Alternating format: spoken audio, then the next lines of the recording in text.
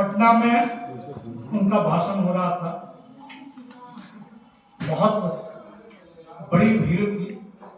उनको सुनने के लिए राजनीति के क्षेत्र के भी लोग आते थे, उन दलों के भी लोग आते थे जिनके दलदल में फंसने से कोई इनकार करता था। तो बोल रहे थे और बोलते बोलते नामवर जी ने एक श्रृंगारिक दोहे की व्याख्या, ऐसा प्रसंग आया और दोहा श्रृंगारिक था, उसकी व्याख्या यहीं के प्रोफेसर थे और दिवंगत, मैं नाम नहीं, वो खड़े हुए और बोले कि नामवर जी इस पर में आपको सब शोभा नहीं। अच्छा, नामवर जी की फितरत ये थी गुरुदेव की कि वो प्रत्येक साहित्य से जुड़े आदमियों का चित्रांकन किए, सबके बारे में उनको खबर है।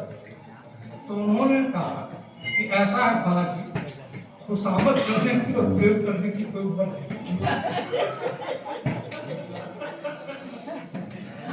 तो ये हाजिर जवाबी कहां से, ये भी हमें देखना चाहिए। हमारा ये परम सौभाग्य था कि हम उनके छात्र रहे। हम कह सकते हैं कि हमारे ज्योतिर्नयन की, कबीर ने कहा कि गुरु वो है जो अंदर की आंख, बाहर की आंख तो माँ बाप खोल देते हैं, लेकिन जो अंदर की आंख। और मैंने जब भी कभी कुछ सोचने समझने की कोशिश की है तो कबीर का वो भाव उसको बाद जिन्होंने अंदर की आंख खोली। सचमुच अध्यापक बहुत होते हैं, शिक्षक बहुत होते हैं, गुरु धर्मा शिक्षक, सच्चे अर्थ वो गुरु थे। वे पूर्णतः कृतकार्य होकर लगभग 94 साल की आयु गुजरे और अभी हम उनकी शतवार्षिकी बना रहे हैं। उनके व्यक्तित्व के, जैसा कि बंधुवर विभूषण जी ने कहा, इतने पक्ष कि प्रत्येक पक्ष पर एक सेमिनार, सत्र नहीं सेमिनार का, लेकिन 3 पक्ष सर्वाधिक प्रबल थे, आलोचक का पक्ष, संपादक का पक्ष और अध्यापक। उनके अध्यापक पक्ष पर सेमिनार, और खास करके आज के दौर में हिंदी के अध्यापकों को ये जानना चाहिए कि अध्यापक होने में क्या होता है, क्योंकि हमने देखा है कि उस समय का व्यस्ततम आदमी अपने क्लास को लेकर इतना सजग था कि यदि पटना में उनको भाषण देना है और उसी दिन उनका वहां क्लास है तो ऐसा उस समय निर्धारित करते थे कि पटना का भाषण भी हो जाए और जेएनयू का क्लास भी हो जाए। जहाज पर आने जाने की व्यवस्था इस वजह से उनकी पैदा, ऐसा नहीं था कि वो केवल वायुयान से चलना चाहते थे। और मित्रों, शिष्य वत्सलता क्या होती है केवल मुस्कान के बदन। नामवर जी एक बार एम सिन्हा इंस्टीट्यूट उनके बुलावे पर दिन भर के एक सेमिनार में आ रहे थे। पहले सत्र में उनको उद्घाटन करना था, दूसरे में मैंने उन्हें फोन किया और उसमें पटना प्रसिद्ध लेखक संघ का मैसेज मैंने उन्हें फोन किया और कहा कि सर ऐसे ऐसे मुझको मालूम हुआ है आप आने वाले हैं, जयशंकर प्रसाद की शताब्दी चल रही है, यदि आप एक व्याख्यान उस दिन शाम को दे सकते तो सर बहुत अच्छा हो। उन्होंने जो फोन पर कहा वो ये कहा कि तरुण जी, मैं और के आदेश का तो उल्लंघन कर सकता हूं, आप हमारे शिष्य हैं, आपके आदेश का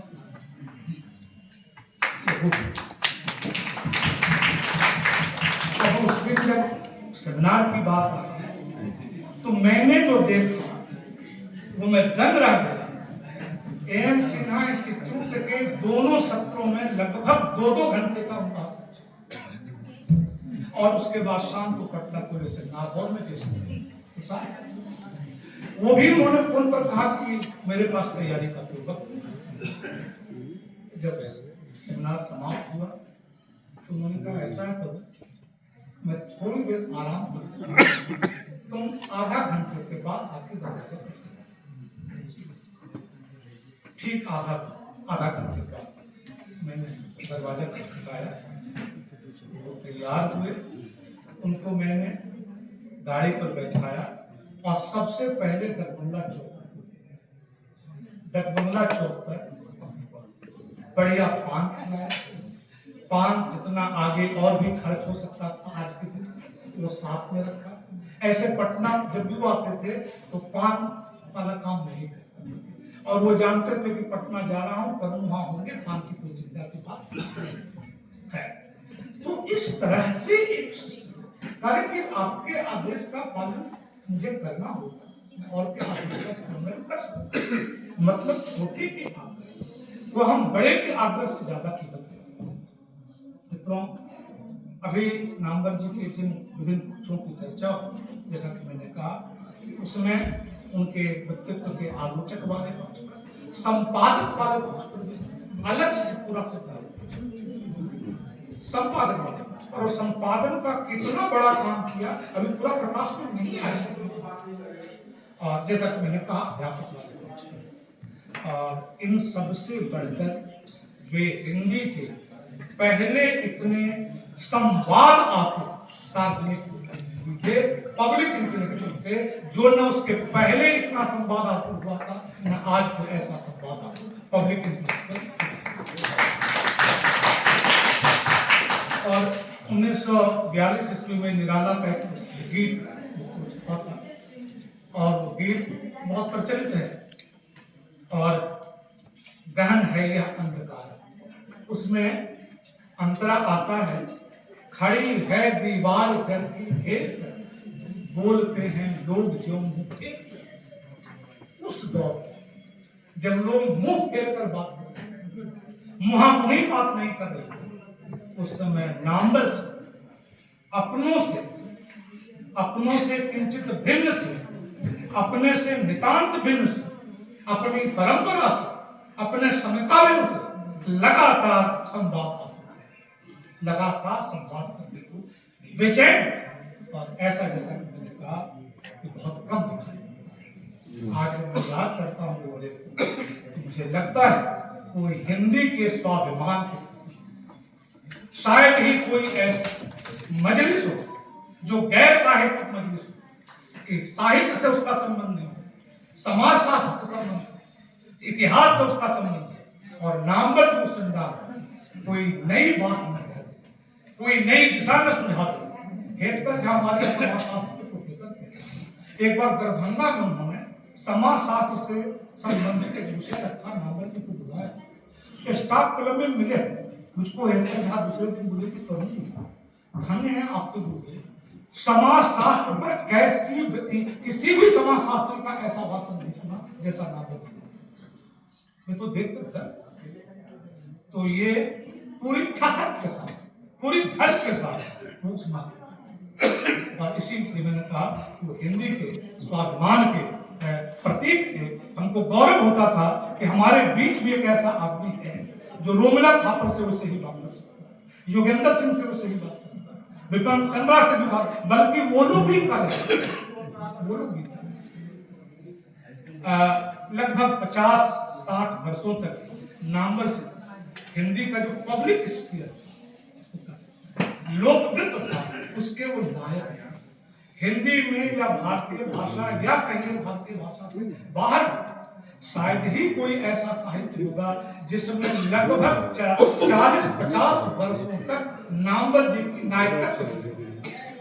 उनसे पहले के पीढ़ी के सारे लेखक कवि, उनकी पीढ़ी के लेखक कवि, उनके बाद के पीढ़ी लेखक के बाद के पीढ़ी के लेखक कवि जानना चाहते थे कि नामवर जी क्या कहते हैं, इस बारे में उनका क्या, ये भी इस बात को लेकर चिंतित रखते थे।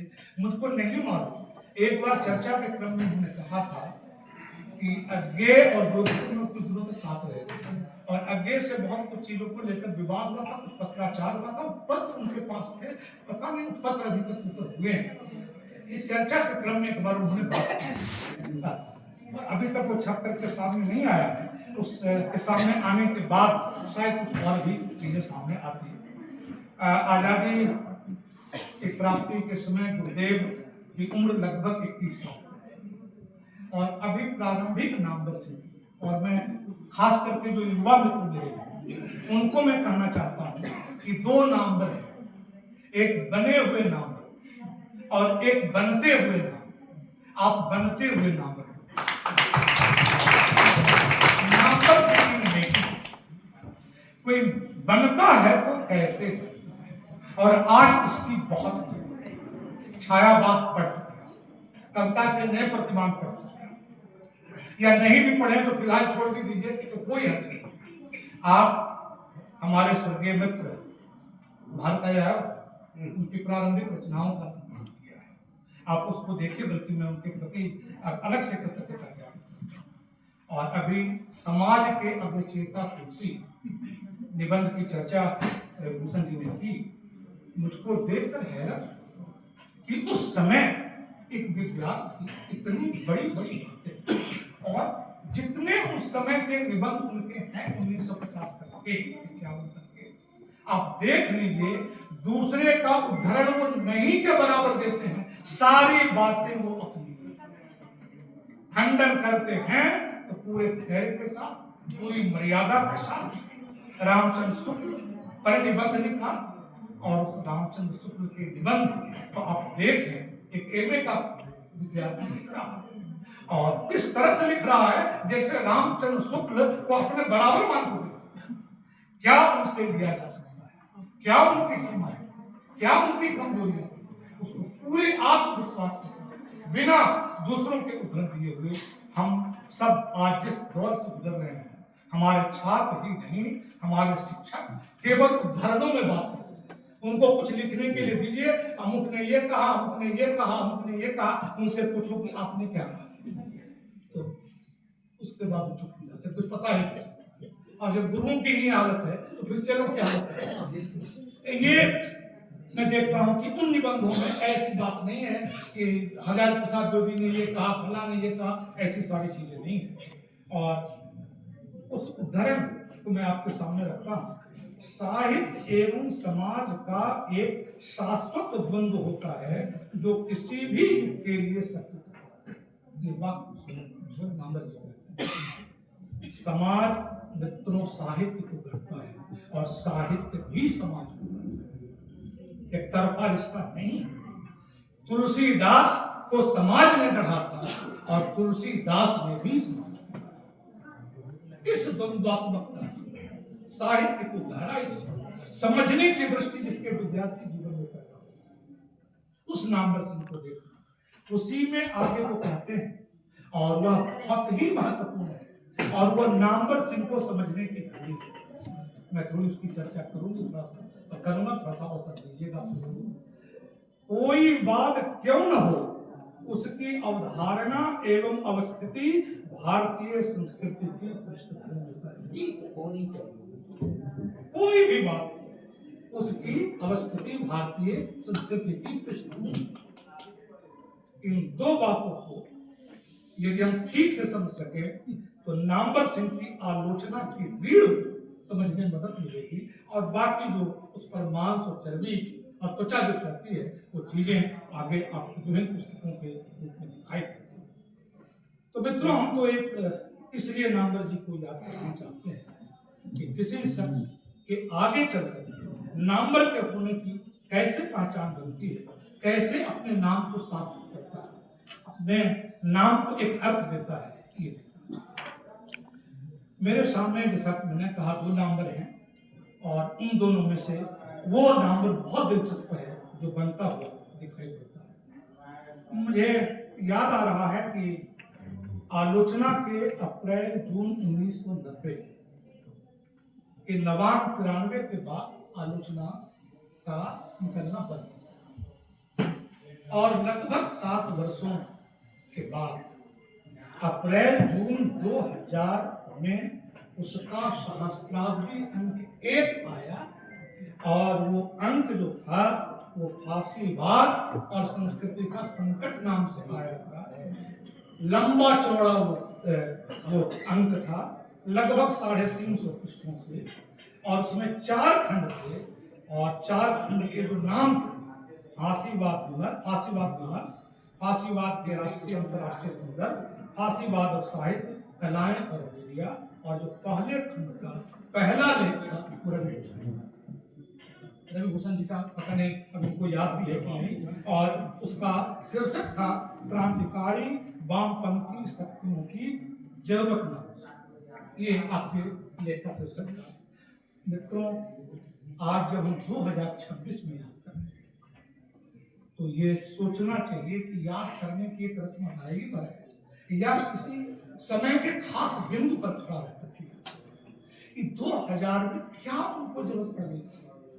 सहस्राब्दी पहला निकालने की, और उसमें भी फांसीवाद और उसके संकट पर चौतरफा विचार, चौतरफा में कई कोणों से विचार।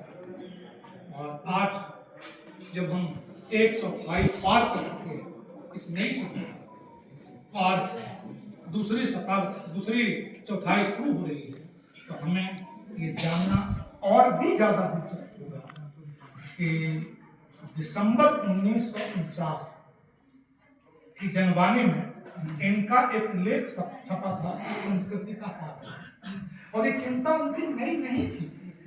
वो देख रहे थे भारतीय राजनीतिक आसमान का रंग तेजी से बदल रहा है। वो देख रहे थे कि जैसी पदचाप सुनाई पड़ रही है 2000 में, 1992 की घटना हो चुकी थी, और 2000 में वो साफ देख रहे थे कि भारत की राजनीति की कौन सी दिशा है, और उस दिशा को समझते हुए, सावधान करते हुए उन्होंने साहस दिया। और वो उनकी प्रारंभिक चिंताओं में अभी वो कह रहे थे कि बहुत जनतांत्रिक जो हो सकता है वही मार्क्सवादी रूप से, ये जनतांत्रिकता उनके जिसको कहते गर्भनाम से जुड़ा, गर्भनाम से। और उस जनवाणी में संस्कृति का तात्पर्य नाम का जो लेख छपा था, मैं उसके एक दो उद्धरण, हालांकि अभी मैंने कहा कि उद्धरण नहीं देते, लेकिन अब कहा एक बात है हो जाना दूसरी है, लेकिन क्योंकि उनकी चर्चा कर रहा हूं। पहला उदाहरण, सांस्कृतिक गौरव के नाम पर फासिस्ट देशों ने वर्ग संघर्ष पर राख डालने की कोशिश की। भारत में ही राष्ट्रता के कुछ ही दिन बाद संस्कृति की चेतना आत्म फल भारत विभाजन तक ही न रहा, विभाजित भारत में भी एक सांस्कृतिक फासिज्म और गांधी की हत्या उस सांस्कृतिक फासिज्म का प्रतीक उनके सामने। और मुझको इसके साथ साथ ये ध्यान में आया कि उन्होंने गांधी को लेकर लंबी कविता लिखी, और वो कविता 13 मई 1948 के अंक में वो छपा, और उसका शीर्षक था आदित्य पुरुष गांधी। इसलिए नाम्बर की यात्रा को समझना, वो कहा कि बनते हुए नाम्बर को यदि समझें और उस आदित्य पुरुष गांधी को याद करके। दूसरा जो उनका उदाहरण मैं आपके सामने रखना चाहता हूं, और वो बहुत महत्वपूर्ण है हमारे नौजवान मित्रों को सोचना। आजकल संस्कृति संस्कृति संस्कृति, और जब बहुत अधिक कुछ होने लगे तो सावधान। जब कोई कहे कि आई लव यू दिन में 5 बार, रात में 5 बार, तो समझ जाना चाहिए कि मामला कुछ लव नहीं क्योंकि सच्चा कहाँ आप दिन रात बच्चों को कहते रहती है, अब तो माया भी सहज करती है। खैर, दूसरा जो उदाहरण है, संस्कृति एक अचेतन प्रयत्न, और सभी एमए का विद्यार्थी, संस्कृति एक अचेतन प्रयत्न है। इसका निर्माण जानबूझकर नहीं किया जाता, उतना ही और जितना ही इसको जानबूझ करने का प्रयत्न किया जाएगा, वह उतना ही अधिक सांस्कृतिक ह्रास की स्थिति होगी। हम संस्कृति के आधार जीवन को परिवर्तित करते जाएं, संस्कृति परिवर्तित होगी। जीवन का आधार बदलेगा और आप संस्कृति बदल बदलिए, तो ये संस्कृति के बदलने का और संस्कृति के विकास करने का नहीं। आज मित्रों, संस्कृति के विकास के जो बलात् प्रयत्न हो रहे हैं, तो हमारे सांस्कृतिक विकास, यह संस्कृति का विकास नहीं, एक बौद्धिक विलास है, और जिससे एक बहुत बड़ा बौद्धिक कुहासा भी फैलाने की इसको कर सकते हैं कोशिश है। और हम संस्कृति के आधार में जीवन बिना परिवर्तन किए हुए यदि संस्कृति को हम विकसित करने का प्रयत्न करते हैं, तो कहीं न कहीं ये उल्टी बात कही जाएगी या करते कुछ हैं और कहते हैं कुछ है, ऐसा नहीं। मैं इसी 23-24 साल के नौजवान जनवरी 1950 की जनवाणी में छपे हिंदी समीक्षा आचार्य, अब उसमें के 2 उदाहरण मैं आपके सामने रखना चाहूंगा। और ये सब वो बता रहा है, वो लड़का जो अभी एमए का विद्यार्थी है, बीए का विद्यार्थी है, एमए पास कर रहा है, वो साहित्य के सिद्धांतों को बड़ी ही गंभीरता से और पूरी मजबूती से, दृढ़ता से कहा। जीवन से तो सिद्धांत निकलता है, हम सब लोगों को इस बात का ध्यान रखना चाहिए। जीवन से तो सिद्धांत निकलता है, फिर सिद्धांत से क्या निकलेगा?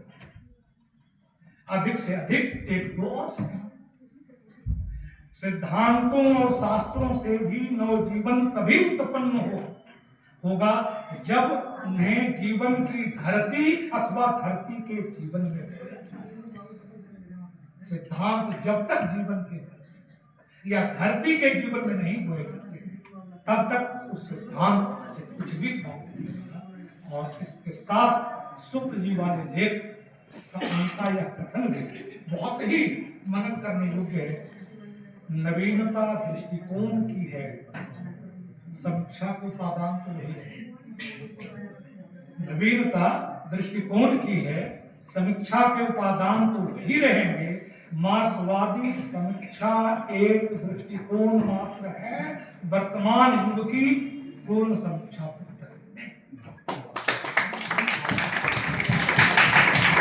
जब मैं ये वाक्य पढ़ रहा था तो मुझको अचानक विवेकानंद और विवेकानंद ने लिखा कि मुझको वेदांत इसलिए पसंद है क्योंकि वेदांत एक विकासमान सिद्धांत है, पिछले दिनों विकास हुआ है, अब भी उसके विकास की जरूरत है और आगे भी उसका विकास होता रहेगा। इसीलिए मैं वेदांत में विश्वास, जो स्थिर हो चुका, जड़ हो चुका, उस पर क्या विश्वास है, उसमें क्या विश्वास है। मार्क्सवाद शायद एक ऐसा सिद्धांत था, एक ऐसा वाद था, एक दर्शन था जिसे लगा नामवर्दी को इसमें लगातार विकास की संभावना, लगातार इसको विकसित होने की संभावना है और इसलिए उसको उन्होंने अपनी जीवन दृष्टि के रूप में।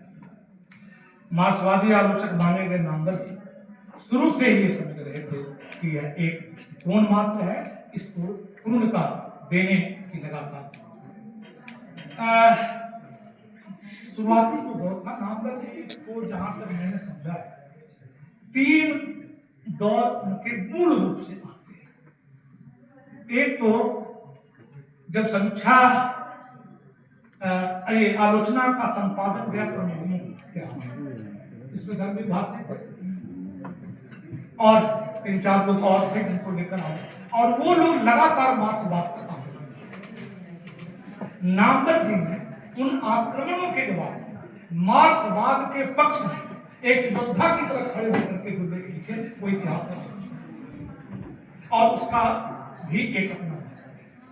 लेकिन 1965 के आसपास उनका एक चिंतन है, उसमें धीरे धीरे बात आने लगती है कि मार्क्सवादी आलोचना की कुछ कमियां लगती हैं जिसे पूरा और रूप पक्ष पर कुछ विशेष ध्यान उनका जाना लगता है कि बहुत जरूरी है और कविता के प्रतिमान वगैरह की वो चर्चा करती है। मित्रों, उसके बाद 1980 के आसपास मुझे उनमें और एक परिवर्तन दिखाई पड़ता है और उस 80 के आसपास सचमुच नामवर्दी एक भारतीय चिंतक जो दूसरी परंपरा की वो एक बहुत छोटी सी लेकिन बहुत ही गंभीर और कैसे नामवर्दी की पूरी दृष्टि एक व्यापक फलक ग्रहण करती है, वो 80 के आसपास हम उसमें एक बदलाव देखते हैं।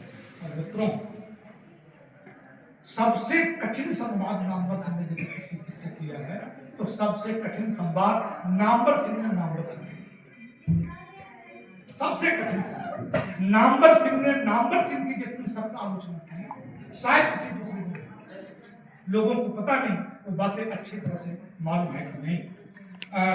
प्रतिमान के बारे में कविता के नए प्रतिमान इलाहाबाद जब उसका पुनर्विचार भी चर्चा की कविता के नए प्रतिमान एक पुनर्विचार, तो उन्होंने साफ साफ बताया कि इसमें क्या क्या है। और उसमें सबसे जो बड़ी गड़बड़ी बताई उन्होंने कि इसमें मैंने रूपवाद की, तात्विक बात की, समीक्षा की, उसके ऐतिहासिक दृष्टिकोण को मैंने और नंबर बताया कि शीत युद्ध की विचारधारा से कोल्ड वार की विचारधारा, और कहा कि उस समय नेहरू जी की विचारधारा से बहुत कुछ ये जुड़ता था। और अपने बारे में कहा कि हम जो बुद्धिजीवी लोग होते हैं ना, वही सत्ता और व्यवस्था की हजार हजार बाहें होते हैं। इतनी कटु आलोचना की। और वो बहुत ही महत्वपूर्ण है कविता के प्रतिमान पुनर्विचार में जो कुछ उन्होंने कहा। और जैसा कि मैंने कहा कि वाद विवाद संवाद सबसे जिसको कह सकते हैं कि कठिन संवाद उनका अपने से रहा। उन्होंने कहा कि भाई हमने उसको समझने में चूक की, और उन्होंने कविताओं के बारे में बात की। उनकी जो कविता का संग्रह छपा नहीं, शायद उसकी भूमिका उन्होंने, और उन्होंने उसमें बहुत जोर देकर के एक बात कही थी, और वो कविता क्या किसी भी प्रकार के लेखन में वो बात लागू हो सकती है। और उसमें उन्होंने कहा था कि देखिए, कविता किताब पढ़कर के नहीं, कविता के लिए जीवन को समझना, और जीवन को समझने के लिए जनांदोलनों को समझना, और जनांदोलनों से ही कच्ची भाषा मिलती है और कच्चे भाव विचार, कच्ची, और जहां से फिर आप अपने चिंतन को एक दिशा दे सकते हैं। मित्रों, उनके शुरुआती आलोचना को देखो, जिनमें से उसकी चर्चा मैंने अभी संघर्ष की है। उसकी एक खूबी जिसकी वो शुरू में मैंने आपको ध्यान दिया, वो बहुत उद्धरण बहुलता नहीं है, जो काम करते हैं जैसे मौलिक है। शुक्ल जी के बारे में अंतिम में जो उन्होंने लिखा, बहुत सीमाएं बताई शुक्ल जी की, बहुत सीमाएं बताई, सारी खूबियां बताई, सीमाएं बताई, और आखिर में जो लिखा, मैं समझता हूं कि गुरुदेव के बारे में भी शायद वैसे ही कुछ कहा। और वो लिखा कि शुक्ल जी हिंदी समीक्षा का संपूर्ण वैभव समेट कर, मैं कह सकता हूं संपूर्ण भारतीय और पाश्चात्य समीक्षा के संपूर्ण वैभव नाम। आगे वो लिखते हैं कि इसके लिए उन्हें समस्त हिंदी अथवा भारतीय समीक्षा परंपरा के परिपार्श्व में रखकर देखना चाहिए, यही उनका सही मूल्यांकन होगा। वे हिंदी के अद्वितीय समीक्षक हैं, उनकी चिंतन शक्ति गहरी थी, उनकी पकड़ अद्भुत थी, परंतु युग के अनुकूल शुक्ल जी की सीमाएं, और यदि शुक्ल जी की सीमाएं हो सकती है तो नाम क्या वो मनुष्य नहीं? क्या हम उन्हें मानवेतर प्राणी के रूप में समझने की कोशिश करें? और ऐसी प्रतिष्ठा क्या स्वर्गीय नामवर सिंह को ही पसंद होगी? उन्हें मानव के रूप में नहीं, मानवेतर के रूप में याद किया जाए, क्योंकि वो देवता को भी अच्छा नहीं मानता, और मानवेतर के रूप में मानेगा, फिर देवता के रूप में मानेगा। और मित्रों, नामवर जी ने इसी समझ के साथ मार्क्सवादी समीक्षा को एक ऊंचाई पर पहुंचाया। एक आलोचक के रूप में उनका सतत संघर्ष साहित्य की सामाजिकता के साथ साहित्य की स्वायत्तता को बचाए। साहित्य न तो समाज का खिलाफ हो और न साहित्य समाज से निरपेक्ष, इसलिए साहित्य की सामाजिकता और उसकी स्वायत्तता, आप सब जानते हैं कि उनके बारे में कहा गया कि पुस्तक पकी आंखें, लेकिन नामवर सिंह की आंखें न केवल पुस्तक पकी थी, जीवन संघर्ष को भी उनके आप नहीं देखेंगे तो केवल पुस्तक पढ़ करके नामवर सिंह उन्होंने जीवन के कितने वर्ष बेरोजगारी बिताए। हम जो उनके चेले चपाते हैं, उन्होंने 33 साल से लेकर 43 साल, मेरी नौकरी 42 साल से अधिक की थी, और उनकी सारी नौकरी को यदि मिला तो हमारी नौकरी की आधा भी नहीं, पता नहीं कितना पेंशन मिलता, बहुत बहुत। फिर भी ठाठ लिखा है काशी नाथ सिंह ने संस्मरण में कि कभी जब भैया घर उस समय बेरोजगारी का दिन था, चुपके से एक दिन मैंने उनकी जेब में क्यों नहीं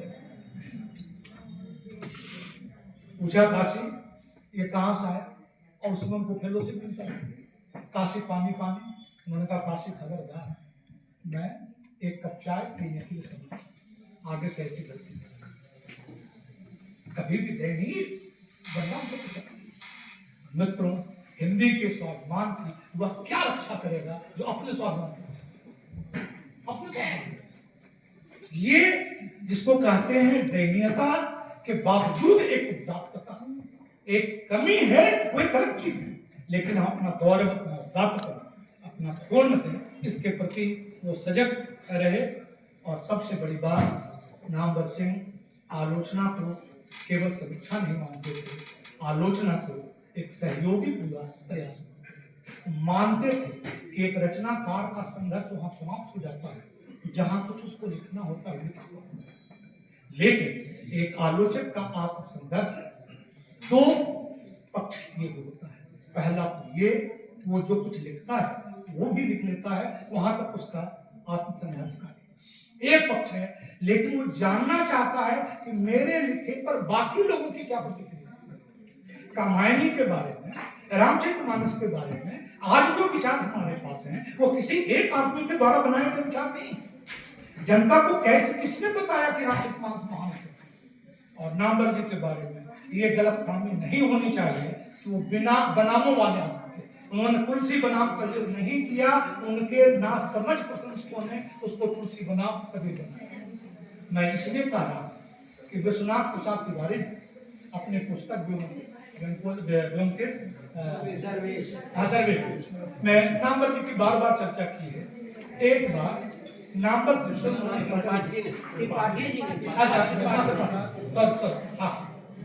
शुक्रिया, विश्वास त्रिपाठी ने एक बार उन्होंने अपने एक इंटरव्यू में पूछा कि नामवर जी, यदि कभी ऐसी स्थिति पैदा हो जाए कि आपको किसी एकांत में रहने को विवश किया जाए और कहा जाए कि केवल कोई एक किताब लेकर के आप रह सकते हैं, तो उस किताब का नाम क्या होगा? उन्होंने कहा रामचरित। दूसरी परंपरा की खोज घर है।